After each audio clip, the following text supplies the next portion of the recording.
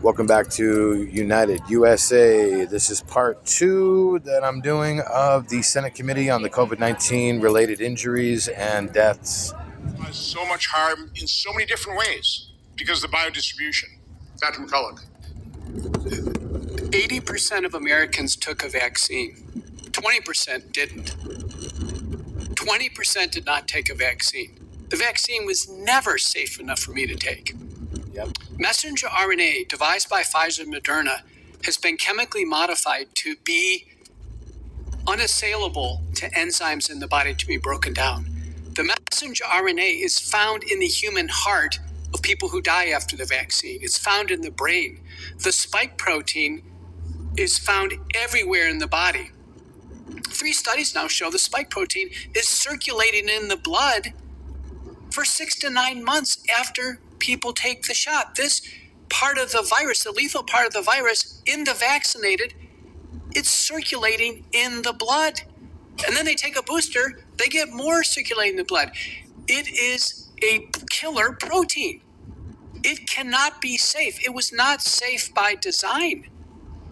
Safety trumps efficacy. We cannot tolerate false drug claims. And we saw a poster behind Senator Blumenthal making a false drug claim that vaccines saved millions of lives, specifically the COVID vaccine. Well, let's take a look at that. When someone signs consent for a vaccine, Senator Blumenthal, does the consent form say it's going to save their lives? Of course it doesn't.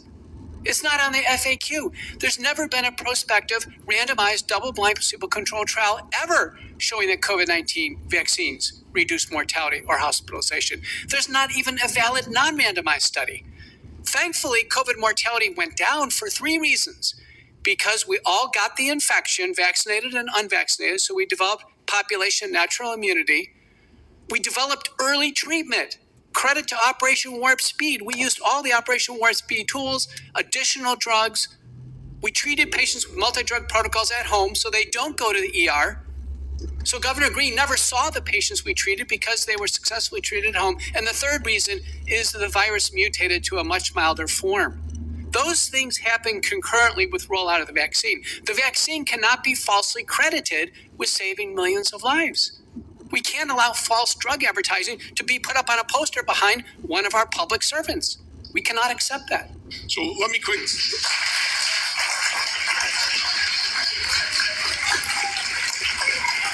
And I will have a lot more. I will have a lot more questions. Put up my that optional chart number 4 here, because I think this is something I developed September 2021, and this shows the number of daily cases of COVID, and you see it's peaking in January. Right as we're rolling out the vaccine, but we really haven't injected it with anybody. If by the time we had any kind of significant uptake of the vaccines, we were way down in terms of the number of daily cases. I mean, this virus was burning itself out. Okay, now we had different variants. Again, I've read a lot of information about vaccination into the midst of a pandemic driving variants. Is that what happened? I don't know. But you would think if a vaccine were that effective, the tail would just continue and the pandemic would be over. But that's not what happened.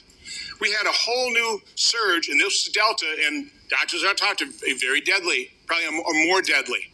Do you agree with that, Dr. McCulloch? Delta was more deadly. I know you guys are kind of freaking out that your early treatment wasn't working as well. It was definitely more difficult to treat. But fortunately, by that time, we had treatments. But anyway, I just wanted to put this thing up here again. Again, to a layman, if the vaccine really worked, was that efficacious, to prevent all that disease? By the way, they all admitted that it didn't prevent transmission. They lied to us about that 4 months, maybe a year. Then they finally had to admit it didn't prevent transmission.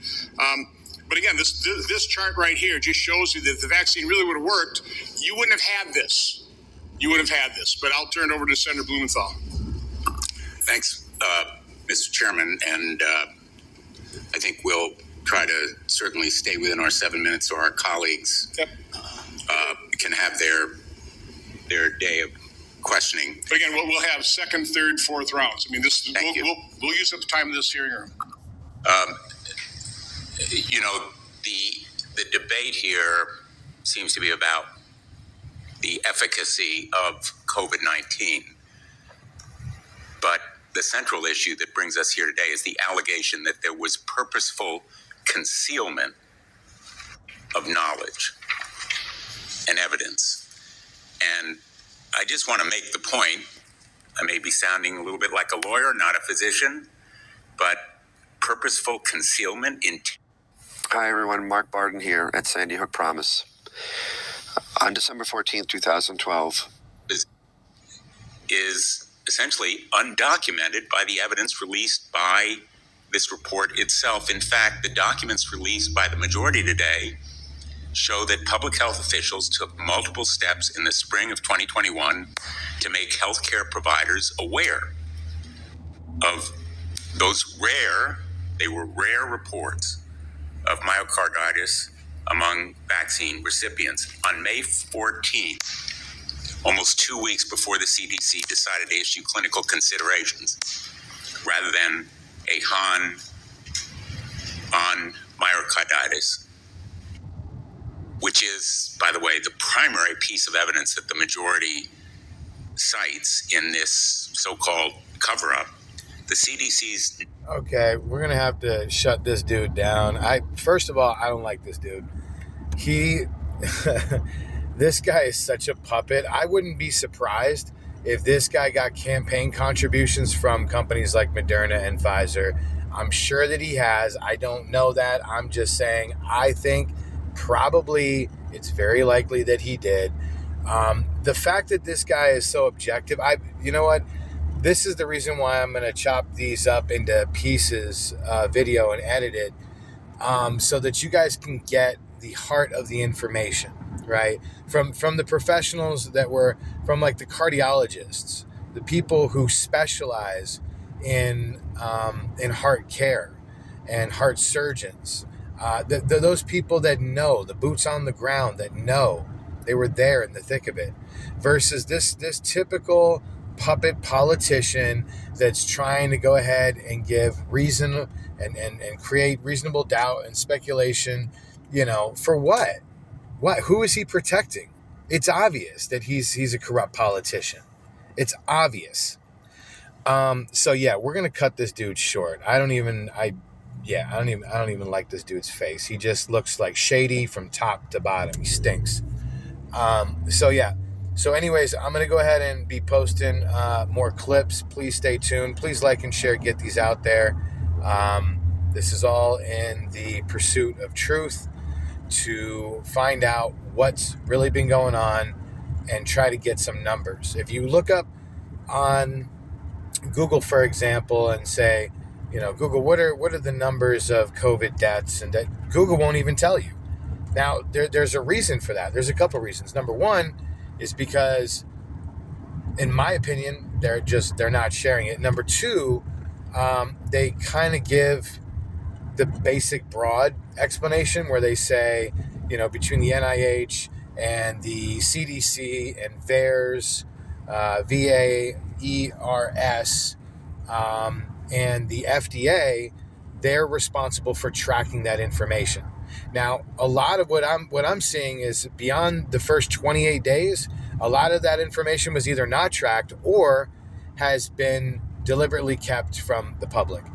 And people say, well, how do you know? Well, I'll tell you right now. If it's 2025, ladies and gentlemen, it's 4 years from the time that vaccine was rolled out. That should be a standard operational, that's an FAQ. That should be a basic answer on a Google search that should pop up right at the top of the search engine. And you know what? It doesn't. In 2021, did you feel ignored?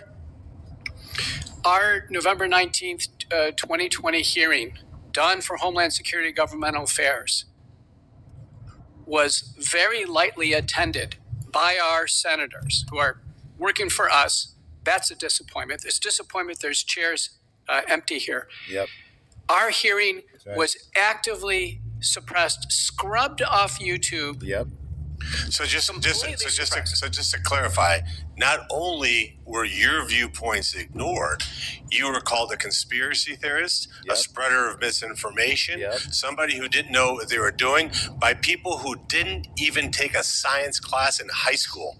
And yet you're a doctor and you were completely ignored. Let me ask you, Dr. Vaughn, real quick question. How many children under the age of 5 years old died of COVID? So very, very few. Actually, theoretically, a healthy child under 5, there wasn't any. So it's basically zero. Yes, it's statistically zero. Age of 10? It's still statistically zero. 15? When you get up 15? into the 15, 16, I mean there is some. So under 15, none. Yeah. Pretty much none. Statistically, yes. All right, so I'm confused because Governor Green said he held the children who would have died from COVID, but that's crazy because evidently nobody died of COVID who was under 15. Now, we're talking about, but see, that's the confusion. See, when we talk about COVID vaccines and then we stick in other vaccines, we get off topic because COVID-19 wasn't about measles. Right. Now, Dr. Thorpe, do you think, good idea or bad idea, that you should close schools? Bad idea. Now, Bad idea. No, why? I mean, kids can learn at home, can't they? They can learn very well at home, but at school, they will have the opportunity to develop natural immunity. So, and school, well, by the way, schools is where you socialize, you learn your behaviors, you learn how to meet other people. Because if we don't believe in schools, the federal government and state government can save a lot of money. So schools are important. Let's just get that out of the way. So why would you close schools, which you did, Governor, when no children died of COVID? What would make you make that decision? You close schools. And by the way, the impact on that is generational. You destroyed the lives. You and the other governors that closed schools destroyed the lives of children in doing that. So, okay, I've got to tell the audience, please no disturbance. May I respond to these that was a question for you. Yeah, so I just want to quickly interject here. Yeah, so you can see you got the naysayers and then you got guys like this that are genuinely trying to make the point of not just the injury related to the jab, but also the domino effects of how people were affected in this particular case, talking about the children, when there were no statistics on deaths for children under the age of 15 years old. And still, they were pushing the jab so hard to get kids to get it. And I remember talking to my father about it, at the time. And I was just like, you're not going to tell, you and your wife, you guys are probably, not going to make your daughter get the jab, right? And they're like, oh, absolutely not. And I'm like, good. Because first of all, she doesn't need it. And second of all, you'd be putting an experimental mRNA nanotech into your arm that apparently hasn't either been researched enough or it was, and they haven't released the vitally important information such as the risks associated with taking this particular type of vaccine. And the filibuster, this other guy that you got, there's some other guys, and I'll show some video of that right now. This guy that they're about to show, the governor of Hawaii, definitely trying to sidetrack the conversation by comparing, the measles vaccine to COVID vaccine, which is like comparing, peanut butter and jelly to like an elephant. It's two completely different things. It's ridiculous. So, listen to this governor of Hawaii right now. He's about to speak. Yeah, I think it was. Well, first of all, and this guy right here, he stinks too. He's a rat, in my opinion. He's absolutely shady, in my opinion. And I wouldn't be surprised if he also got campaign contributions from companies like Pfizer and Moderna and Johnson and Big Pharma. I don't know, but I'm just saying I would not be surprised in the slightest. Just listen to this dude, how shady he is. I think you misunderstand some of the value to. No. Why did you close schools? Well, I'm going to address each Just of your answer points. that and not filibuster me, please. I'm not going to filibuster you. Schools, I did not want to close, and But you did. Actually, I was not governor at the time. But you were lieutenant governor and you were the point person. Do you think the governor made a mistake in closing schools? We reopened the schools as soon Did as you we think could he get the made a teachers mistake? Well, if Do I you can think he made a may I answer the No, but question, or is this but- senator going to filibuster me, sir? No, you're going to answer my direct question. Just say I'm not going to answer you. No, I'm going to answer your Do you think question. it was a good idea? Yes or no, the two choices in this answer. Do you think it was a good idea to close schools? Simple answer. Just give me a yes or a no. As we had COVID surging through our society because there was massive spread from children to adults, we were waiting to make sure the teachers So let me get this straight. You sacrificed the lives of children because maybe they would spread something that you don't know to adults. You thought that was a good idea. That's No, that's okay. not always No, it. no, Actually, no, it's your party that's trying to close our schools and get rid of the Department of Education. So we do have so we're not differences of politicizing opinion. this hearing. Okay, No, we're moving on. You said my governor and the other governors that close schools, which is a politicization of the issue. When I'm in Hawaii and I'm having a hearing before you, you can interrupt me. When you're here before the United States Senate, you're not going to interrupt me. Moving on. So here's the next question for you. Show me the science that said that when I walked into an airport in Hawaii, and I wasn't, I didn't want to tell you because it's none of your business whether I had a COVID vaccine or not, or tested positive or not, because that's also none of your business. Where's the science where I had to quarantine for 14 days? Tell me the science behind why you locked your residents up and did not allow them to go grocery shopping, why you closed your beaches and your parks. I would love you to put that science into this record, because you can give me the nice, happy talk, but those were terrible decisions. And what COVID highlighted more than anything else, by the way, it's why I'm here. I ran for the United States Senate, not because I had this deep desire to be a government politician, but because I was so incensed by the arrogance, by the ignorance, by the lack of common sense among our elected officials that we needed different kinds of people here in Washington, D.C. and other places. Right. So, Should I answer those questions, Chairman? no, there's no question for you. That He'll was just give you an answer. Several questions. You asked about why a 14-day quarantine. He's going to give you an answer, but it's going to be a BS answer. Watch. Let's hear what he says. You asked Yeah, about what's what the the airports. science? Sure, what's the science? 14-day quarantine. Because not 12, not 16. Actually, I asked for 5 days, just so you know. So what was it? Was there a dartboard? No, it was 5 days because that was the amount of time from symptoms to transmission. So why 14? The 14-day was before we had the. So 14 wasn't scientific, just to be clear. 14 days was how long it took for people to get over the disease, and people were still shedding virus through that period, and that's why you do use science and I use science, but you didn't like science for Hawaii. But we did have the test, and we did have the test to enter Hawaii, so people could make a choice, an informed choice, and they did, and then they didn't have to quarantine at all. Just to make sure you know that, because I think you have your facts wrong. And also, I didn't close the beaches. That was the mayor of Honolulu and not me. So just, it is important that you get the facts right if you're going to be a political official. So that's what you're saying. It wasn't me. It was the other guy. No, it was me who ran the COVID response. Zero accountability. Dr. McCullough. I'll take more accountability if you give me more time. I'm done with you, Governor. Thank you. Thank you, sir. So, Dr. McCullough, quick question for you. Just completely objectively. Look, I went to business school. I was not a doctor. So I'm going to truly objective, using your most subjectiveness here. Did the vaccine stop the spread of COVID-19? No. So then let me ask you one simple question. We'll go down the line. You guys can answer. It'll be my last question. So if COVID-19... Own a home in Arizona you want to sell in the next 30 days? Then listen up, because we want to buy your... The injection did not stop the spread of COVID.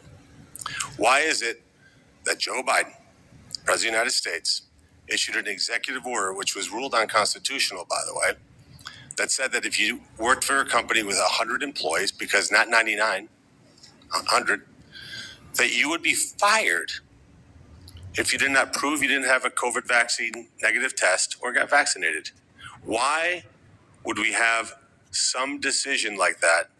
How depraved do you have to be to do that? Answer the question the way you feel down the line. Go ahead, let's start with you, Mr. Dr. Briefly.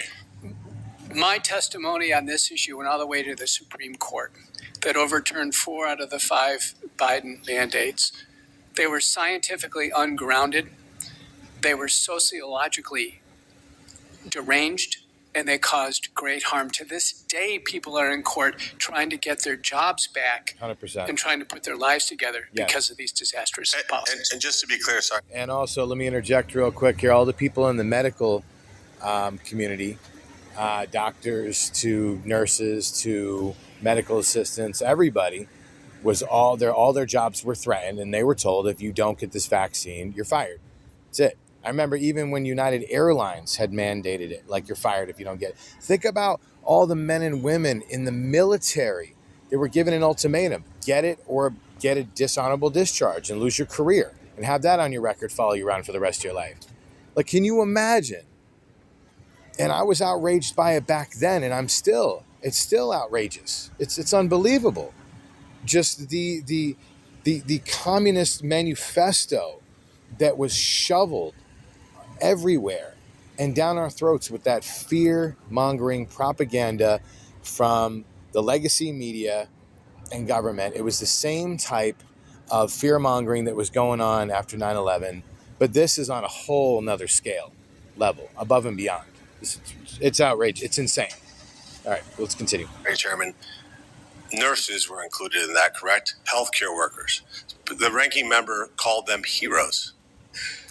It seems to me that when you have a hero, you don't terminate their ability to make money and have them fired because they're making a personal choice. Because he ultimately, and I'll end with this, ultimately, this is what this is all about. See, I get to get a choice. Right. It is a choice. And by the way, it's a violation of the Constitution as well. Let's throw that in there. If I'm going to get vaccinated. And if it doesn't stop the spread, it is none of any other human being in this country's business what I did or did not do. Would you agree quickly? 100%. And by the way, if anyone's thinking, how is it a violation of the Constitution? It's a clear violation of the 13th Amendment. The 13th Amendment, of course, we all know, and it relates to slavery, but it relates to this point as well, which is nor slavery nor involuntary servitude, right? Being pushed, pressured, forced, ultimatum to get a vaccine that you didn't want to get, that's involuntary servitude, right? Okay, let's continue. And I think Director Walensky, when she said of the science of hope, that is not science. Science is facts. Hope is not science. Thanks, Senator Marino. Again, please, let's not express any emotion out there in the audience. Dr. Walskog, I just have to go to you because you have direct experience. I almost feel like bringing up Breanne Dressen to talk about the concealment that you witnessed firsthand when it came to your working with, Bree's working with NIH officials, trying to do studies, being carried along with some assurance that this was going to be revealed to the public, and it never was. Just talk about that level of concealment. Again, there's going to be so much evidence of this if it hasn't been destroyed. This is just the tip of the iceberg, what we're seeing here with myocarditis. But talk to what you and your fellow vaccine injured who were dismissed, who were gaslit, who were treated horribly. I mean, horribly when you came to the United States Senate and asked to be heard by senators and their staff, you were treated. Describe how you've been treated. Well, thank you, Senator Johnson. So what I'd like to say is being vaccine injured in this country is unfortunately a huge polarizing event, which it should never be. If I could describe one word that I think all, if not most, vaccine injured will say is, what's one word that describes your experience after your injury? And it's abandonment. Abandonment. Okay. And we get attacked. We walk a tightrope. We get attacked from the right. The right say, we're stupid. We shouldn't have got a shot. We should die. Okay. And I could show you social media stuff. The left says we're anti-vaxxers, which to me is one of the most ignorant things to say of myself, because all my children have been vaccinated. I got vaccine injured because I got vaccinated. But still, regardless, we get called anti-vaxxers. We report these to VAERS, okay? Nothing happens. I had an adverse event, which was, delayed the AstraZeneca trial in the United Kingdom, 2 times for 3 cases of transverse myelitis. I expected a call the day after.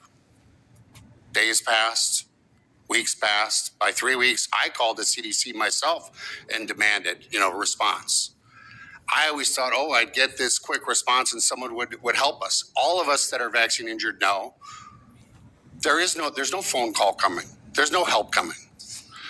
We have repeatedly met, and Brianne Dressen, who's my co-chair with Reacting, have met with Peter Marks over and over and over for the last, for a period of about 2 years.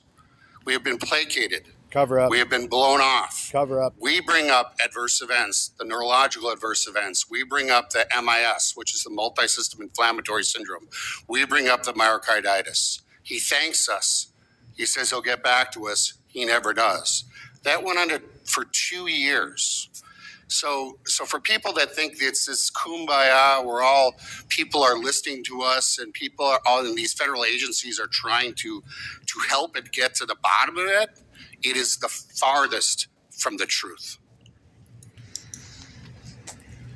There it is. To be continued, ladies and gents. Stay tuned. Please like and share.